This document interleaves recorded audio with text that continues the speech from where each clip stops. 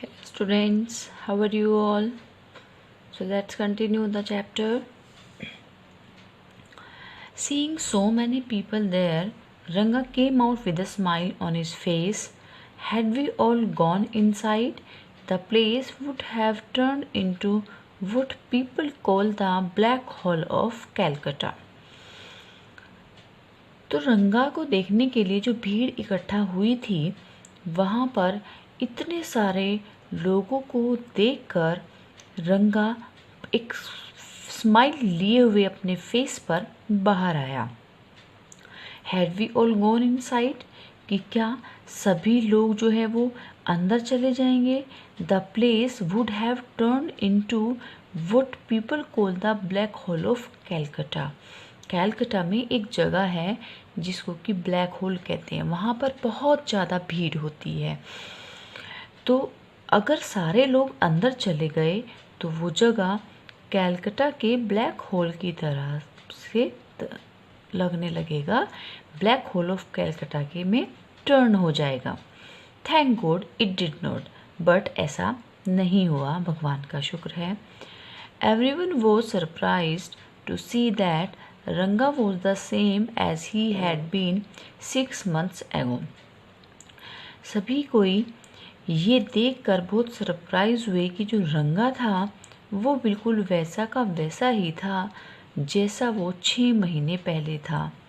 When he had first left out village, 6 महीने पहले जब वो गांव से अपनी स्टडीज़ को कंटिन्यू करने के लिए बेंगलोर गया था।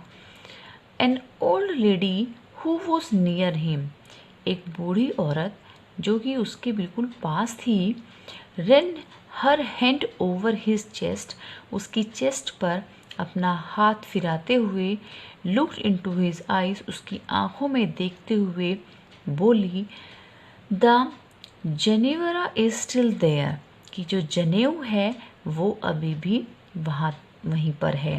ही हैज़ंट लॉस्ट हिज कास्ट, कि उसने अपनी कास्ट को नहीं छोड़ा है।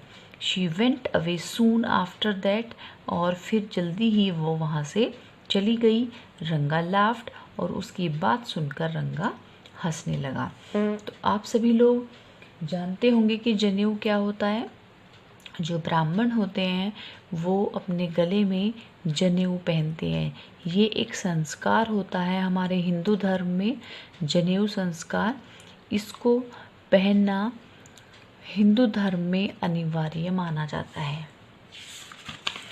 तो वो औरत वहाँ से चली गई और रंगा हंसने लगा।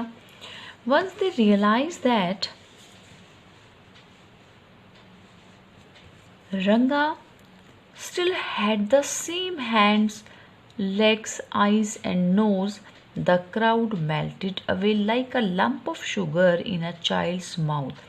जब उस भीड़ ने एक बार ये रियलाइज कर लिया कि रंगा बिल्कुल वैसा ही था, उसके सेम हाथ थे, सेम टांगे थी, सेम आईज थी, सेम नोज थी, उसका कुछ भी नहीं बदला था। वो क्राउड धीरे धीरे वहाँ से मेल्टेड अवे मीन्स चली गई, और इस तरह से गई like a lump of sugar in a child's mouth, जैसे एक बच्चे के मुंह में एक मीठी गोली घुल जाती है।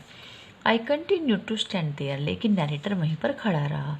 आफ्टर एवरीवन हैड गॉन, जब सभी व्यक्ति चले गए, आई आस्क्ड, नरेटर ने पूछा, how are you Rangappa, Rangappa तुम कैसे हो, is everything well with you, कि क्या सब कुछ ठीक है। It was only then that Ranga noticed me, तो उस समय रंगा ने नरेटर को नोटिस किया। ही केम नियर मी, वो नरेटर के पास आया, and did a namaskara respectfully, saying I am all right with your blessings, और नरेटर के पास आकर हाथ जोड़कर उसने बहुत ही रिस्पेक्टफुली नरेटर को नमस्कार किया और बोला, मैं बिल्कुल ठीक हूँ, आपका आशीर्वाद है। तो नरेटर आगे कहता है, I must draw your attention to this aspect of Ranga's character, कि वो रंगा के इस कैरेक्टर का ध्यान, जो ये पहलू है उसके कैरेक्टर का, वो इस पर रीडर्स की अटेंशन दिलवाना चाहता है। मीन्स वो रंगा के इस चरित्र की तरफ लोगों का ध्यान दिलाना चाहता है। He knew when it would be to his advantage to talk to someone and rightly assess people's worth। कौन सा कैरेक्टर? कि ये बात कि वो जानता था कि कब किस व्यक्ति से बात करने का एडवांटेज लिया जाए, लाभ लिया जाए। And talk to someone and rightly assess people's worth. और लोगों की वो क्या वैल्यू थी, उसको कब कहाँ कितनी वैल्यू करनी है, वो उसको जान लेता था, उसको आंक लेता था। As for his namaskara to me, और जहाँ तक उसकी नमस्कार करने की बात थी, he did not do it like any present day boy, कि उसने आजकल के लड़कों की तरह से नमस्कार नहीं किया। With his head up toward the sun, आजकल के लड़के कैसे करते हैं? अगर उनको पैर छूने के लिए बोल दिया जाए तो वो कैसे करते हैं? जो उनका सिर होता है वो तो बिल्कुल सन की तरफ होता है। स्टैंडिंग स्टिफ, सीधे खड़े रहते हैं। लाइक अ पोल, एक पोल की तरह से।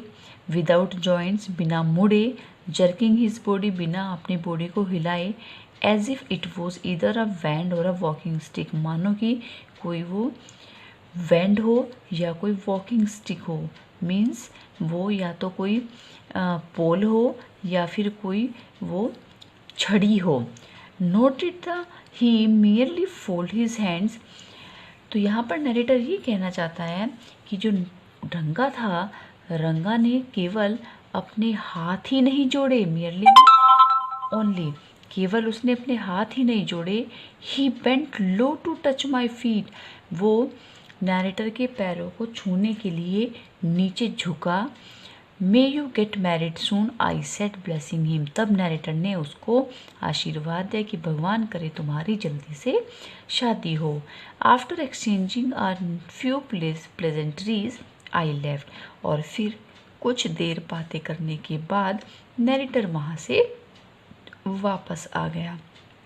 तो इस पैराग्राफ में नरेटर ने ये कहा है कि जो आजकल के बच्चे होते हैं, अगर उनको पैर छूने के लिए बोल दिया जाए तो वो सीधे खड़े रहेंगे और सीधे खड़े होकर केवल घुटनों तक ही अपना हाथ करेंगे और घुटने ही छू लेंगे। जबकि पैर छूने का मतलब क्या होता है? जो हमारे पैर होते हैं, जो हमारे फिंगर्स होती हैं पैरों की, जो नेल्स होते हैं, एग्जैक्टली उनको टच करना चाहिए, वही सही मायने में पैर छूना होता है। That afternoon when I was resting, उस दिन आफ्टरनून को जब नरेटर रेस्ट कर रहा था, Ranga came to my house with a couple of oranges in his hand, तो रंगा नरेटर के घर पहुंचा और उसके हाथ में कपल ऑफ ऑरेंजेस, 2 ऑरेंजेस थे, 2 संतरे थे। A generous considerate fellow, it would be a fine thing to have him marry, तो वो बंदा जो कि बहुत ही उदार है, बहुत ही अच्छा है, दयालु है, कंसिडरेट फेलो है, अच्छा होगा कि जल्दी से उसकी शादी हो जाए, वो सेटल हो जाए और इस समाज की सेवा करे, ऐसा उसको देखकर नरेटर ने सोचा। For a while we talk about this and that, थोड़ी देर तक उन्होंने इधर उधर की बातें की। Then I came to the point, फिर नरेटर पॉइंट पर आया। Rangappa, when do you plan to get married, कि तुमने शादी करने का डिसीजन कब का लिया है, तुम कब शादी करोगे? I am not going to get married now, he said, तो वो बोला मैं अभी शादी करने वाला नहीं हूँ। वाई नॉट, तो नरेटर ने बहुत ही सरप्राइज होकर पूछा क्यों नहीं? तो उसने कहा I need to find the right girl, कि मुझे सही लड़की की तलाश है। I know an officer who got married only 6 months एगो, तो उसने बताया कि वो एक ऑफिसर को जानता है जिसने 6 महीने पहले शादी की। He is about 30 and his wife is 25, कि वो 30 ईयर्स का है और उसकी वाइफ 25 ईयर्स की है। आई एम टोल्ड, जैसा कि मुझे बताया गया है। They will be able to talk lovingly to each other, वो दोनों प्रेम पूर्वक बातें करने के मतलब इस तरह से हैं कि वो आपस में लविंगली बातें करते होंगे। Let's say I married a very young girl, कि अगर मैं कहूँ कि मैंने एक यंग गर्ल से शादी कर ली। She may take my words spoken in love as words spoken in anger, और वो मेरे प्रेम से बोले गए शब्दों को गुस्से में बोले गए शब्दों की तरह से अगर उसने लिया तो recently a troupe in Bangalore stage the play Shakuntala. तो वो आगे कहता है कि अभी रिसेंटली बेंगलोर में एक नाटक प्ले किया गया शकुंतला का। There is no question of Dushyanta falling in love with Shakuntala if she were young like the present day bride, is there. तो वो कहता है कि इस बात का कोई सवाल ही नहीं उठता कि जो दुष्यंत था वो शकुंतला से प्यार करता था, और अगर वो आज की ब्राइड्स की तरह से यंग होती तो क्या ऐसा होता? तब कालिदास के नाटक का क्या होता? What would have happen to Kalidas play?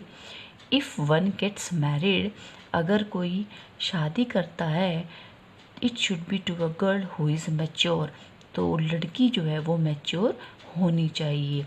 Otherwise one should remain a bachelor, that's why I am not marrying now. Otherwise उसको कुंवारा ही रहना चाहिए, यही रीज़न है कि वो अभी शादी करना नहीं चाहता। मीन्स वो यहाँ पर ये कहना चाहता है कि शादी करने के लिए मैच्योर होना बहुत ज़रूरी है, क्योंकि एक अंडरस्टैंडिंग तभी आती है, जो शादी की रिस्पॉन्सिबिलिटीज़ होती हैं उनको व्यक्ति तभी उठा सकता है अगर वो मैच्योर हो, और इसीलिए वो सही लड़की की तलाश कर रहा था, और यही रीज़न था कि वो अभी शादी करना नहीं चाहता था। Okay students, I hope it's clear to you. If you have any query regarding this story, comment me in the comment section. Thank you so much.